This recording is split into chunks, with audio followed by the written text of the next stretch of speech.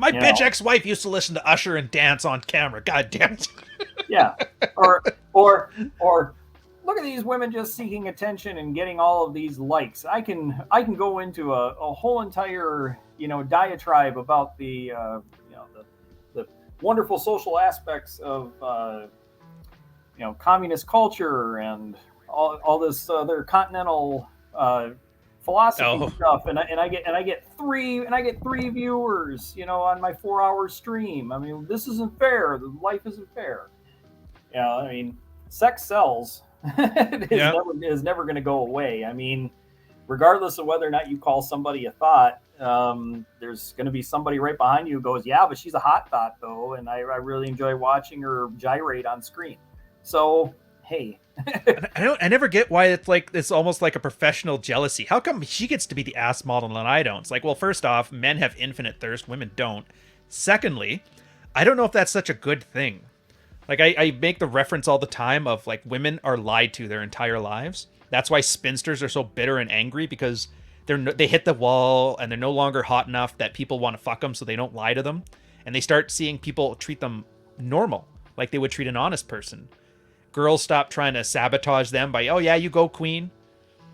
Like imagine your entire worldview is people lying to you because they want something from you, and then all of a sudden one day the veneer comes off, everybody's honest. I'd be pretty pissed about it too. I think that's like the girl version of being zeroed out. I should maybe give that to Allie. Let her do a trad talk with that and her friends. yeah. When do Yeah. women become invisible? Ooh, the Yeah. invisible. I like that. Well, yeah. I mean, that's basically what it is. As a dude, unless you have some type of very demonstrable talent, you've demonstrated some type of greatness at an early age in either sport or academia, you're going to Hmm. be invisible between the ages of 15 and 25 for the most part. Easily. That's Right, that's bare. That's an optimistic estimate too. right, I would right. border that a lot bigger. Yeah, But whatever. yeah, and that's why a lot of times guys, will end up marrying the first or second person who touches their dick in between that period of time as well, because they just don't know any better that there will be times ahead where you will be more desirable, and that Hmm. your pool of selection will grow as you become a complete person. Right. And unfortunately for men, it takes longer to become a complete person than it does for a woman. I'd argue fortunately, but yeah. Yeah. What do Well, they say? Youth is yeah. wasted on the young. Yes, for the most part, but dudes don't age that poorly, so I guess we're Hmm. kind of fortunate in that regard. But yeah, if you spend a lot of that time harming your body, either through drugs and excessive alcohol and failure to exercise and that type of thing, you can walk into the prime of your life, with no prime of your life. Oh and yeah. and that's where we're seeing a lot of these guys right now. They're 100 pounds overweight. They haven't had a full conversation with sentences with an adult, in years. um, you know Nobody says hi to them on the street. They go to work, they come home afterwards, and they're just trying to get by day to day. And the And only one who understands them is Ribby the frog. yeah, Tell them whammon ain't shit, and you're like, yeah. That's right, Ribby the party frog, man. He's out there saying, these girls are just going to get diseases, and they'll hit the wall, and that will be their comeuppance. And It's almost like the guy version of everybody's lying to you. Like marketers are lying to you. Incels have become like a brandable demographic, which is crazy. 30% of men aren't having sex. What do you want to do about it? Well, if we can get them to join our war room, I can make $1 million. Oh, fuck, fair enough. right, Like yeah, literally tapping into the incel rage, the well, marketing funnel. I mean, it's it's the Fight Club army.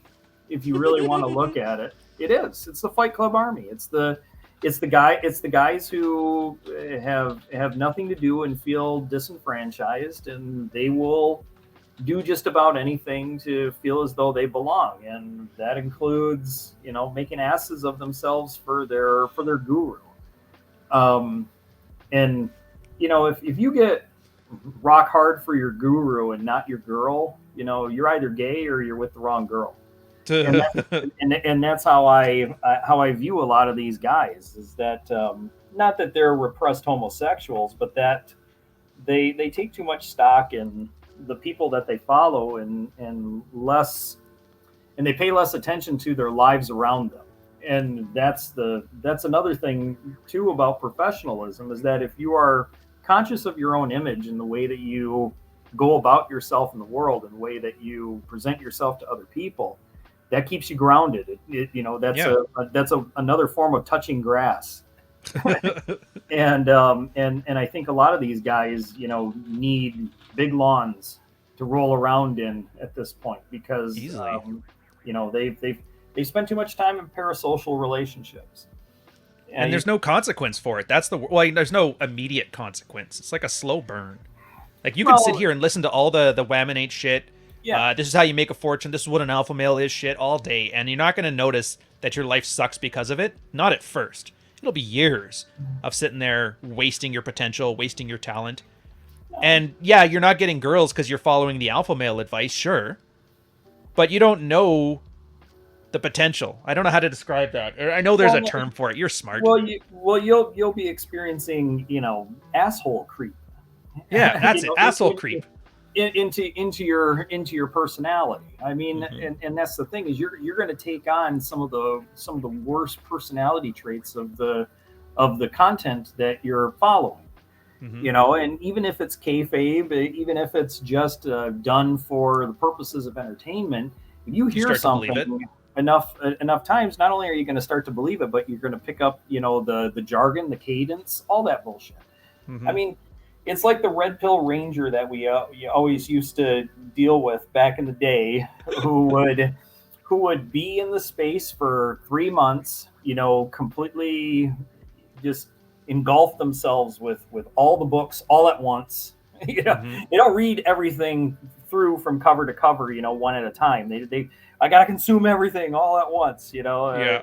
just gorge on this knowledge, and then they get the jargon down and they start to, you know, do whatever and try to implement, and they don't know what the hell they're doing, because they're like drinking from a garden hose and trying to implement at the same time, and you just come off as like some poorly programmed robot with RP knowledge, and you're experiencing the blue screen of death when you're faced with an actual woman. Well, I And always call it the 8-year old in a wedding dress, like an 8-year old girl wearing her mom's wedding dress. Like, yeah, all the yeah, parts are there, but it's right, just off. yeah, yeah. Yeah. I mean, it's not it's not uncanny valley off, but it's incongruent. I mean, Ooh, I like that. Wine More Please is in the audience. I mean, one of his biggest you know tropes or issues that he likes to talk about is the incongruity of people who are trying to implement RP knowledge versus those who are aware of it. And there's a big disconnect there, because you can want to be and see yourself as the changing alpha Chad, but the person that you're necessarily using this information on doesn't necessarily see you that way yet, and you get frustrated because it's like, I've made all these changes, and why doesn't this person understand that? Well, it's That's what always gets because, me, because, yeah, it's a covert contract. It's the right, basic stuff you're supposed to learn before anything else. yeah, and that's the thing, though, is that the covert contract never goes away. You think that your effort in solving a problem should produce a solved problem.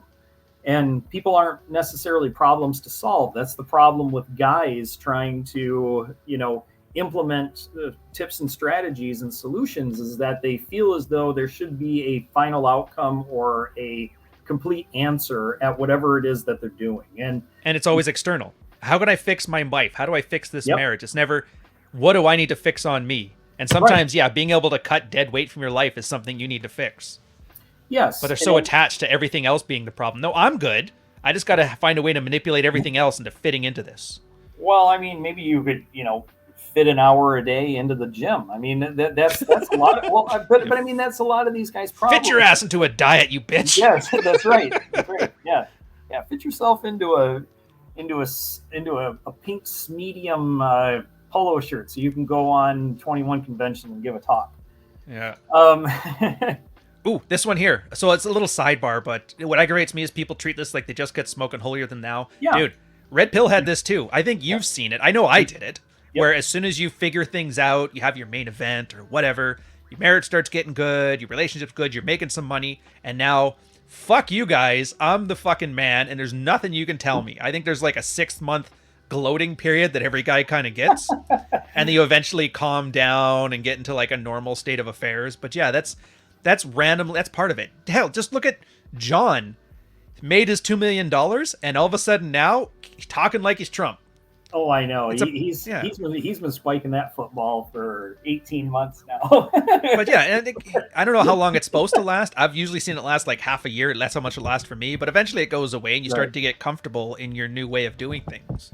Yeah, guys. So I try not to. I try not to give too much like "what the fuck" to these moments because Well, I'm like, right.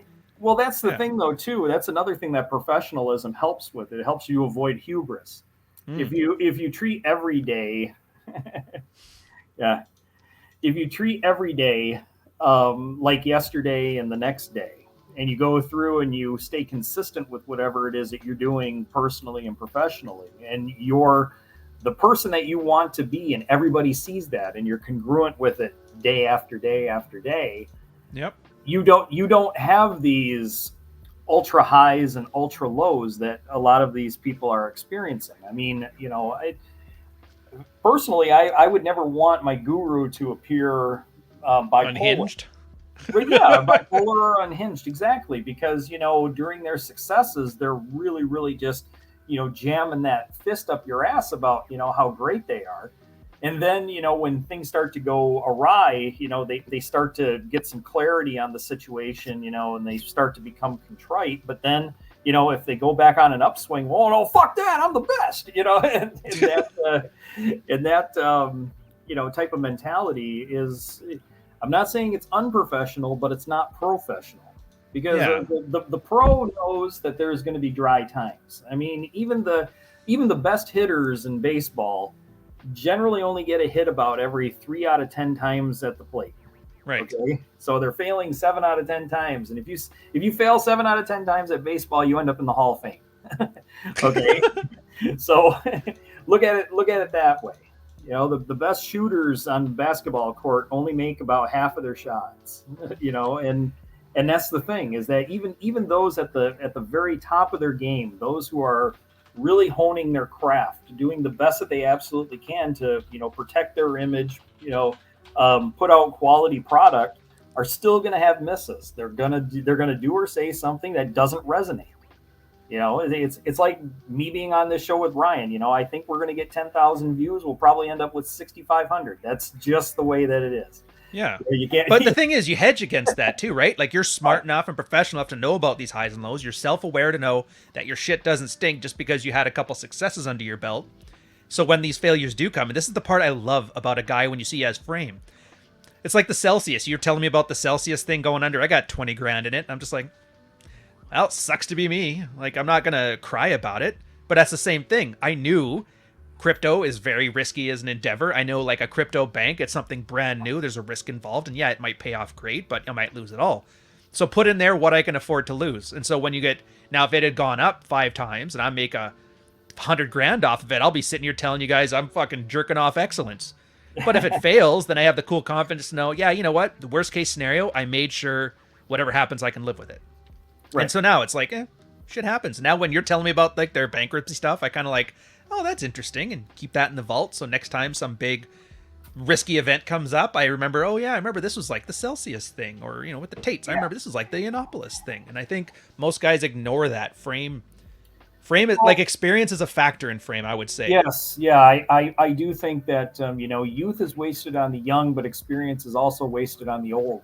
And again, this gets back to don't be mad at Bob Vila, because if I'm out here and I've already experienced all the bullshit that you're going through, and you're telling me, no man, I got this, it's going to be different for me than it was for you, and I kind of just give you a thumbs up and go, okay, yeah, good luck, sir. Yeah, well, I'm sure you got this, young blood. I don't know what the fuck I'm talking about, having gone through the same thing 4 or 5 different times in my long ass life. But that's the thing that I think somebody with experience can give to somebody younger, is that they can cut down on the learning curve of the pain cycle, the bullshit cycles, and that's the thing. I've said it before, and I go back to it, is that change only occurs in the presence of pain. Yeah. And That's not a bug. That's a feature. That's a human feature. I know, and Yeah. it's unfortunate, and I wish it would be different. But what we're trying to do is we're trying to get past those pain points as quickly as possible by Yeah. showing you, what the aftermath of certain things are, so you can prepare for it and be, a better, a more aware person when these things are starting to happen. And like Ryan and I, and Wine More Please, and Scurv, and a lot of the guys in the Nick August, guys in the community who are a little bit older, or are now parents, or have been in relationships for a certain period of time, whether past relationships or current relationships. We've seen things, and the thing is that people aren't so different as to experience really novel things apart from one another. Yeah. And it also falls back to, you're not that special, because we all experience very similar things. And the thing that makes some of us, I guess, more special than others when it comes to this type of space, is that we recognize the patterns, and we don't catch feelings for the fact that we know something either really good or really bad is going to happen. Yeah. And that's the main thing, is learning to cut out the highs and lows.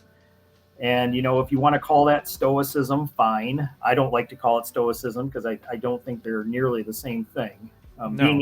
Being able to cope normally and be modulated emotionally is not stoicism. Stoicism is a way of life that in many cases you've basically given up on trying to be modulated, so you're going to try and remove all emotion possible so you don't feel any pain.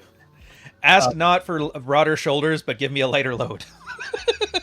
Yeah. I mean, but the thing is, though, is it's kind of like that. I don't like to use fiction very often as an example, but it's like that movie Up in the Air with George Clooney. He goes around and he gives these talks about all the stuff in your backpack.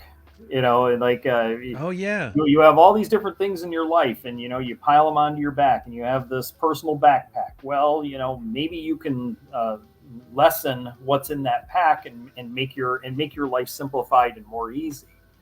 When in fact, he's basically got a life where he grinds away, and he makes decent money, but he has no personal life outside of traveling from airport to airport, keeping a really light load, because he's never really picked up any personal relationships along the way. And that's calibration. That's the part I love. And I'd say, to describe this is why the one article of Rollo's I fluffed the most is the safety net.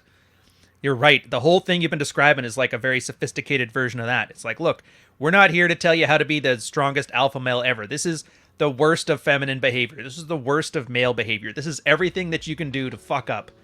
And knowing all that, here's the strategies, tips and tricks, or whatever that guys have done to survive and thrive through those things. Yeah. So no matter what happens to you, yeah, you're covered. Your floor is livable.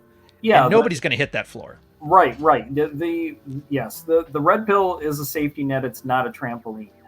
We don't propel people forward or upwards by implementing any of these strategies. I mean, for the most part, people who end up in this, miserable neck of the woods, they do so because they're lost, and they're not at normal baseline male behavior to be attractive to a normal girl. I mean, it's a horrible thing to say, but that's what it is. You're stunted. Well, yes, your growth has been stunted in some way. Maybe it was your bitch mother who ran off your dad, who never taught you any, masculinity, or maybe it was your horrible sister who used to bully you, or it was maybe it's the Adderall when you were developing. There's so many things you could blame, but like, what good is blame gonna do? Right. Oh, it's good. That's why I'm fucked over. You're still fucked. Right. You're 25, 26 years old. You may have a degree, you may not, or you're trying to figure out what it is that you want to do, and you're upset because your physical and emotional needs aren't being fulfilled right now, and you don't know why. And that's where, dumbasses like, me, Ryan, and others come in to say, here's where we think that you could improve yourself in such a way as to become a good baseline man who would be attractive to a nice girl. That's it. 70% men. We're here. Jesus Christ. It's sad. And it's hard to, kind of express it that way. But, I just lost my mom, and my wife just lost her mother, about 2 weeks apart. And, it brings things into perspective in a lot of cases where you just need to simplify things and understand them for what they are rather than what you would wish them to be. You wish that people wouldn't be greedy, or you wish that women wouldn't be thoughts. Right. Or they go back to the old days, like the cigarette ads. Whatever. Yeah. I mean, you yearn for the Moors of yore. What kind of manners maketh the man during certain times and periods. I mean, if I call Ryan a good boy, it's still fucking racist, regardless of whether or not it's 20% racist. I'm kind of mixed. Right, but you understand my point is that politeness in many cases still doesn't cover for the fact that you're an asshole. No. And simpler times or more cordial times, doesn't make for necessarily a better society either. It's more stuff is implicit and less explicit. If I go up to a woman in the South and I ask her, how she's doing, and she says, fine, bless your heart, she told me to go fuck off. I mean, She didn't say it in those words, but that's what she told me. Yeah. Now the flip side, you go to Australia and she calls you a cunt. That's actually a good thing. Right. Yes. But you have to have experience. You have to be aware of that. And other people are giving experience, so you have to actually, I don't want to say vet your guru, because that's like a catchy marketing phrase at this point, but you have to be discerning of the information you decide to take in and internalize. Right. And look, not to shit on a lot of these young guys who get into this industry, but, their experience level is very low, but their energy is very high. And depending on what type of person you are, you can gravitate to someone with high energy and forgive it because the person seems passionate about whatever it is that they're talking about. I mean, crackheads are passionate about crack. So what?